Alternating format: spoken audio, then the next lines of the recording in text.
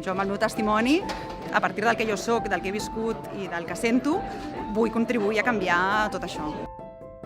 Jo canvio tot és un projecte que el que vol és arribar a la societat a través del testimoni de 7 joves que han tingut la valentia i el coratge d'explicar una part molt íntima de la seva vida, no?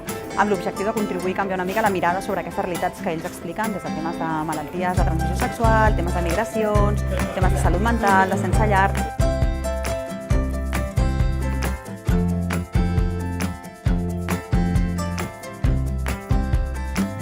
Amb l'objectiu de trencar estigmes, de canviar prejudicis, de contribuir a sacsejar una mica la societat i la mirada que tenen, sobretot els joves, però la societat en general.